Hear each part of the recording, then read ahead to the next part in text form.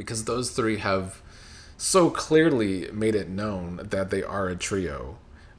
Not the smartest thing to do, but with Johnny in it and him playing the same game every time he's on a competition reality show, it was going to be quite obvious.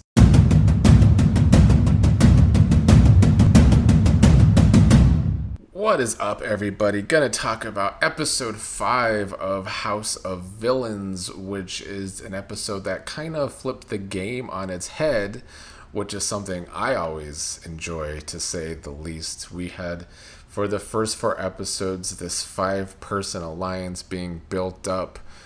But luckily for us, this is one of those seasons where people have recognized that alliance and have actively tried to do something about it, which can make for a better gameplay season than what we have been getting from the show so far with the gameplay. But the show and the season has remained entertaining.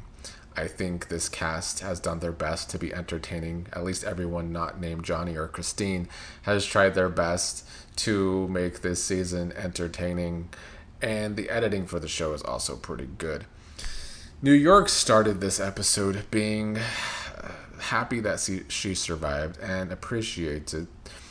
Drita was surprised that New York thought she was going to be voted out, but for the second episode in a row, we got some backstory with New York about how she felt isolated as a child, and so she still feels that way as an adult, and she kind of makes it happen as an adult, which is why she tends to go off on people. She is saying she wants to stop going off on people before they send her home, which is smart. But yeah, it does seem as though New York's childhood has shaped who she has become as an adult, but she's become quite a funny, entertaining adult. So, I guess that's what needs to happen sometimes to us. Drita called out everyone for lying about playing Jane and pretending like they didn't know where the vote was going.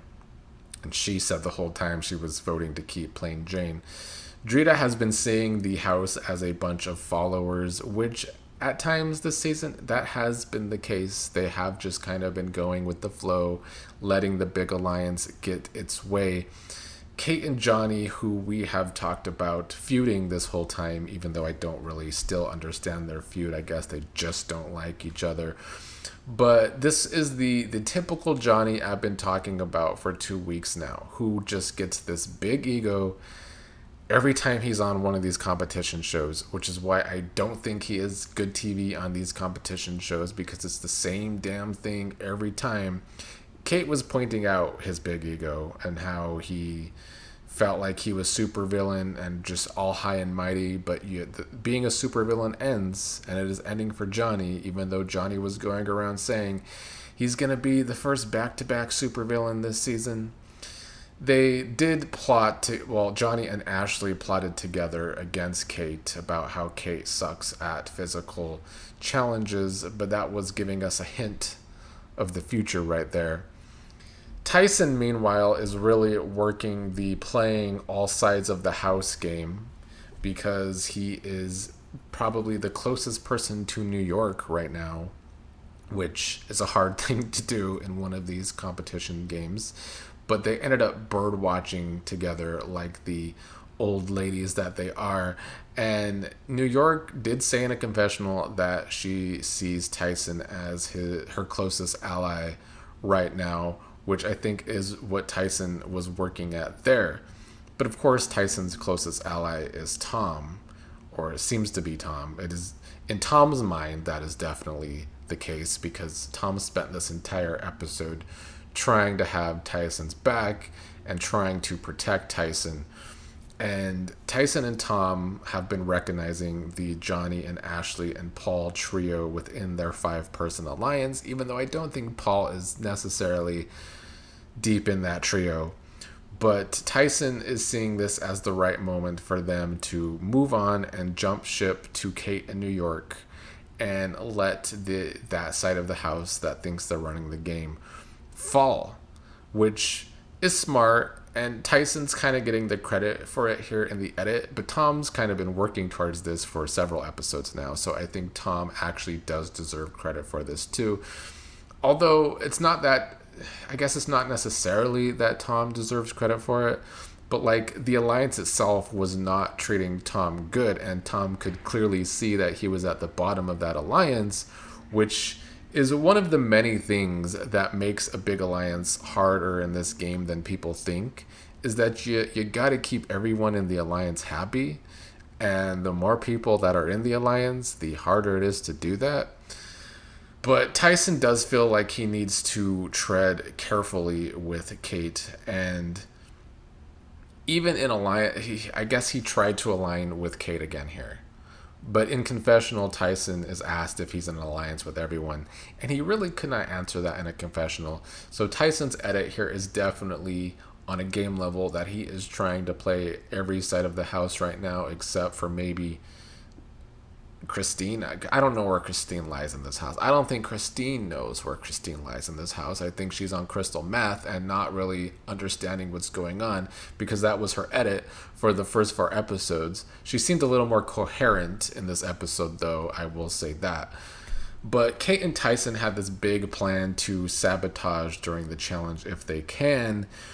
And I just liked Tyson's confessionals during this part of the episode, because it was very, very true. After all of the seasons of Survivor he has played and the season of the challenge he has played, he has learned that you got to be on the right side when a flip in the game happens, and the game usually does always get flipped in some way. So timing kind of really is everything with that flip. If you have savvy enough players and there is some big alliance, there's always going to be some sort of flip, and Tyson did a great job of explaining it here. So, I've been complaining a little bit about the gameplay of this show in general, and I still do feel that way. But the editing of the gameplay, especially when it comes to the strategies of big alliances and the strategies of overturning big alliances, has been top notch. They're doing a really good job of showing us how that all works. Drita and Christine also clocked Ashley for never hanging out with the women, which I think has been Ashley's big failure this season. Because on the challenge, I feel like she usually tries her best to have some sort of alliances with the women. But Ashley has been all in with this 5-person alliance, which is her and 4 guys. And maybe she is just, blinded by Johnny, and that's why she's always hanging out with them. I don't know, but I do think this was not a good episode for Ashley. Plus, she's saying she's feeling sick. And so, yeah, Ashley not having a good episode here.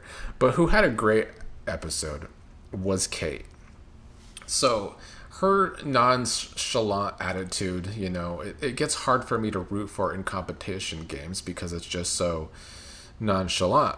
But it ended up working for her in the traders at times, and it was working for her here now too, because the plan was for her to throw the challenge if she could, and she ended up on a team with Ashley and Paul, where you had one person couldn't hear, one person couldn't see, one person couldn't speak, but they had to do teamwork together.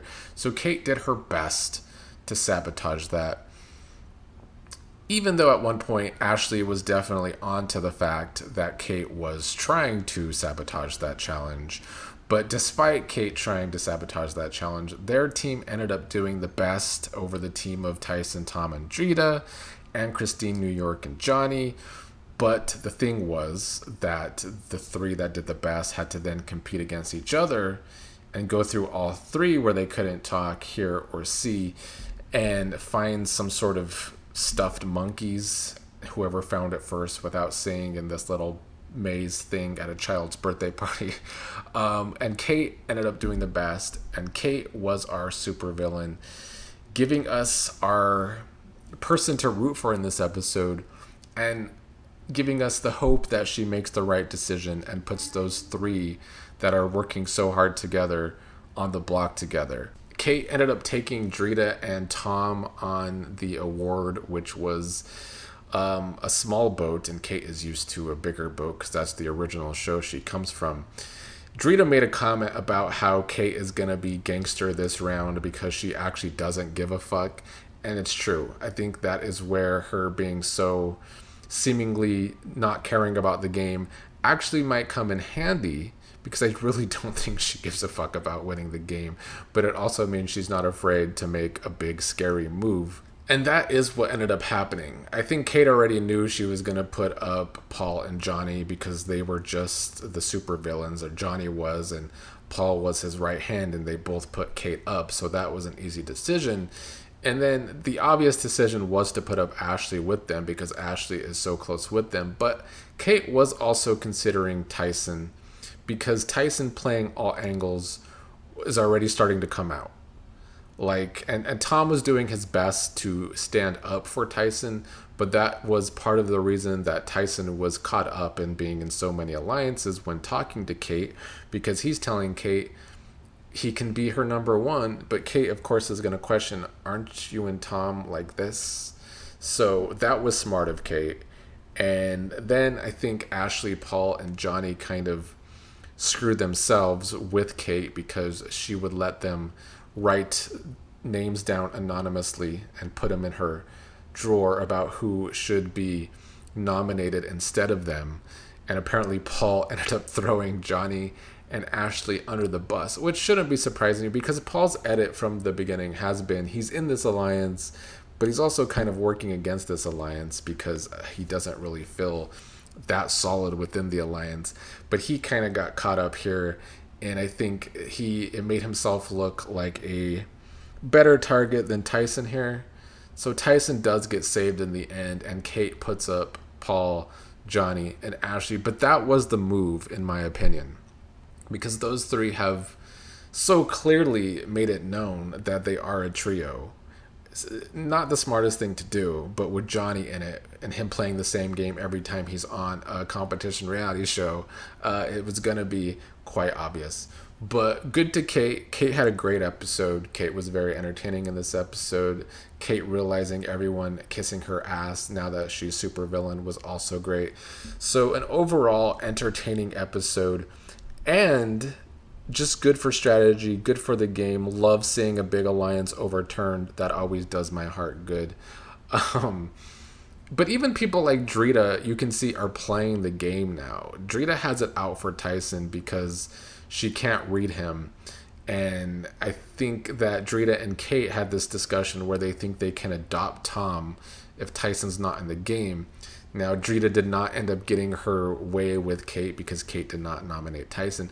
But that was smart thinking because, yeah, if Tyson's out of the game, where does Tom go? Because it's certainly not going to be to Johnny, Paul, Ashley.